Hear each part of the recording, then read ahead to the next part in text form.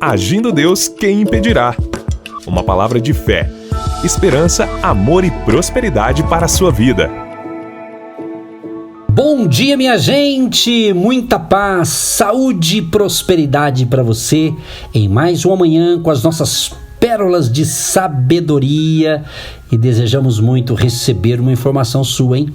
Nós estamos divulgando aqui o nosso Instagram do Agindo Deus, quem impedirá. Segue a gente lá, manda um direct aí. Um grande abraço a você da Grande Curitiba, região metropolitana, você do litoral do Paraná, especificamente Guaratuba e região, e é claro, a você da nação brasileira, você que está conectado com a gente, e você, é claro, de qualquer parte do planeta Terra que está ligadinho com a gente pelas plataformas digitais, pelo nosso canal no YouTube. É muito bom, é bom demais saber que você está aí do outro lado, ouvindo, recebendo instruções para uma vida melhor. E lembre-se, Jesus ama você. Jesus tem planos maravilhosos para a sua vida, tá certo? Então vamos continuar nossos episódios dessa semana baseado na vida de Elias, o profeta. Vamos então dar prosseguimento. Nós estamos agora num período da casa. É isso mesmo. Vai observando aí o que Deus está falando contigo, meu querido e minha querida. Quero dizer uma coisa para você. Deus não se esquece de seu servo, mesmo enquanto ele está passando pelo calor do fogo do refino. Sabe, aquele momento em que você, como um filho ou uma filha de Deus, sabe que Deus está trabalhando em você para você ficar melhor. Lembre-se, Elias estava inscrito nas palmas das mãos de Deus. Isaías 49:16. Deus sabe onde ele está. Então veio a ele a palavra do Senhor. 1 Reis 17:8. Ou seja, amados e amadas ouvintes, Deus sabe onde nós estamos. Às vezes, nos esquecemos disso. Há momentos em que até achamos que Deus se esqueceu de nós. Ele não esqueceu, gente. Deus sabe exatamente onde estamos. Portanto, queridos e queridas ouvintes, quando você for atingido por esses pensamentos de abandono, quando você estiver à beira de celebrar sua autocomiseração, graças àqueles pensamentos desesperados, volte-se para a palavra de Deus. É no calor da batalha. Leia passagens como Isaías 41:10, que diz: não temas, porque eu sou contigo. Não te assombres, porque eu sou o teu Deus. Eu te esforço e te ajudo e te sustento com a destra da minha justiça. Amados, nesta fabulosa, gloriosa promessa de Deus e em outras inúmeras que existem nas Sagradas Escrituras, Ele está dizendo para você: sei onde você está. Que coisa maravilhosa, que consolação. Deus sabe onde Elias está. Deus está ali e felizmente não está em silêncio. Por fim, Deus sabe aonde Elias está indo. Isso é algo que nós não sabemos. Aonde estamos indo? Quão gracioso Ele é por nos levar passo a passo, um após o outro, que é exatamente o que Ele está fazendo com Elias. Ele diz: levanta-te e vai a Sarepta, que é de Sidom, e habita ali. É o que Deus diz a Elias. Vamos analisar cada passo aqui. Primeiro ele diz assim: levanta-te. Isso não é difícil de fazer.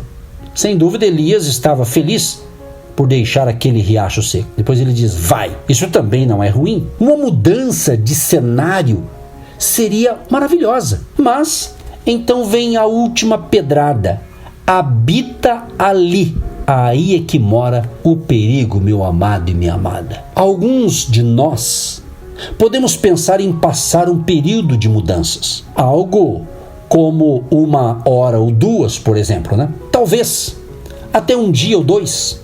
Uma semana já seria bastante, mas com certeza nenhum de nós gostaria de receber uma ordem como fique por lá, em se tratando de um campo de treinamento. Vemos então nessa segunda estação da vida de Elias, após ele passar por um treinamento que o fez chegar ao extremo, Deus mudou a estação de Elias. Mudou seu treinamento, mas manteve o mesmo nível de preparo, ou seja, a dependência de Deus. Pergunto a você, ouvinte, que está tão atento a essas palavras. Você está entendendo o que Deus está falando? Você está de fato na dependência de Deus? Sabe quando você olha de um lado e de outro, para frente e para trás e não vê saída? Então, dependência de Deus. Deus proverá. Continue ouvindo, que tem muita coisa boa para você no dia de hoje. Você se lembra das instruções anteriores que Deus deu a Elias? Ele teria de viver no riacho. Agora o Senhor está dizendo, vá para Sarepta e fique lá. Deus disse isso quando Elias ainda estava em Querite, que ficava em algum lugar a leste do Jordão.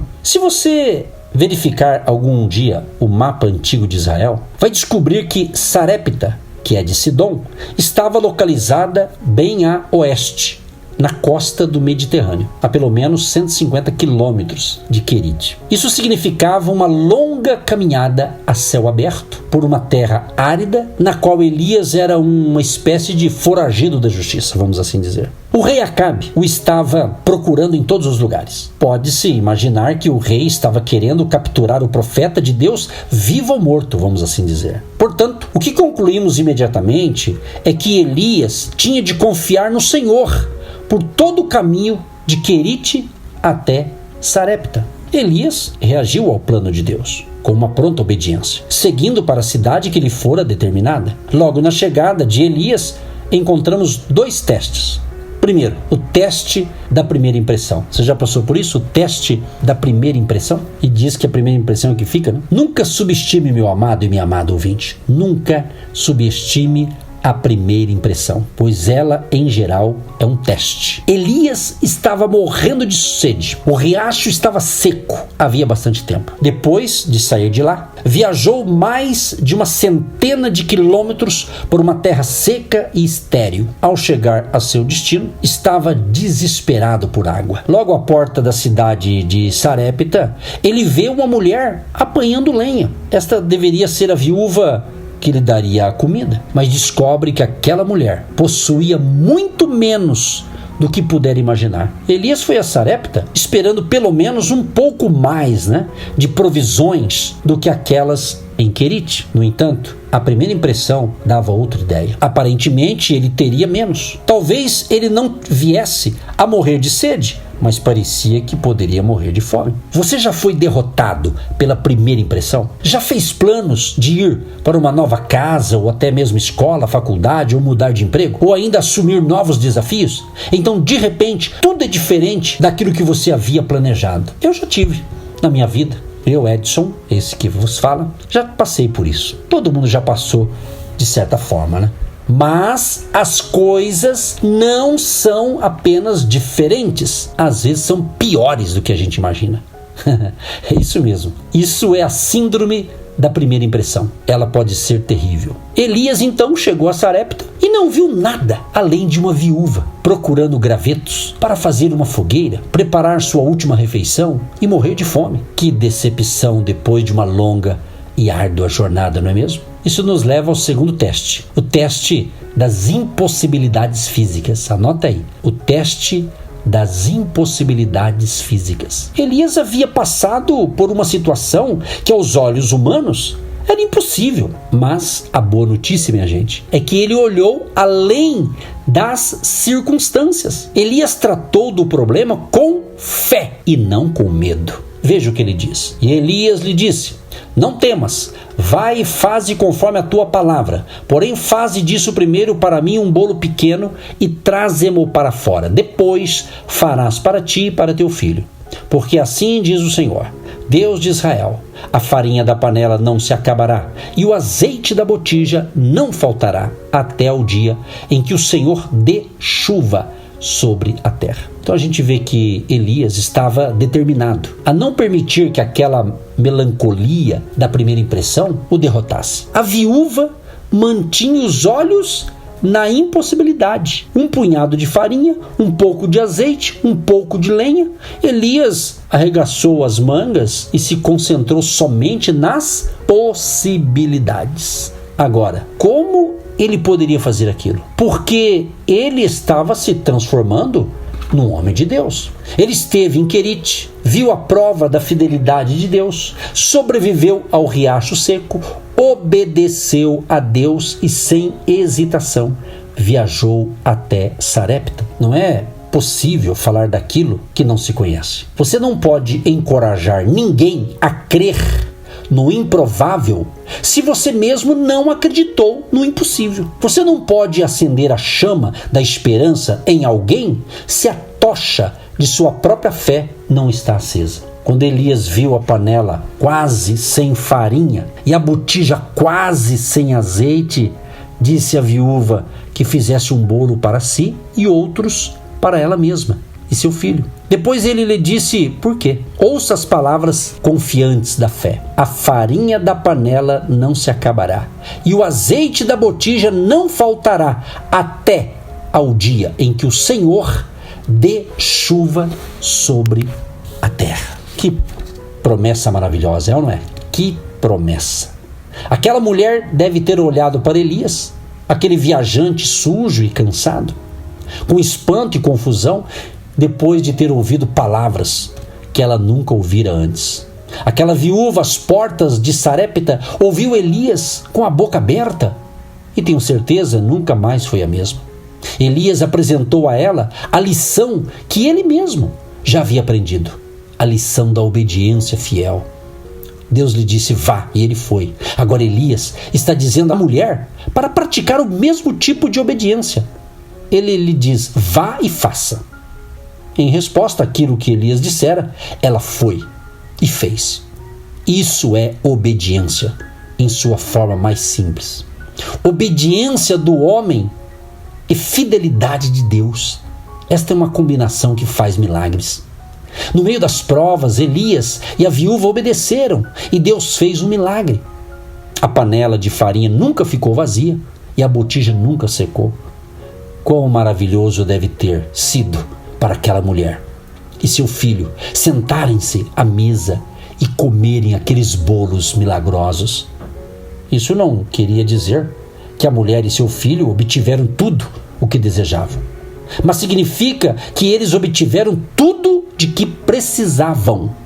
Quando você esgota seus próprios recursos e Deus diz não a seus desejos e sim às suas necessidades, considere-se mais que satisfeito.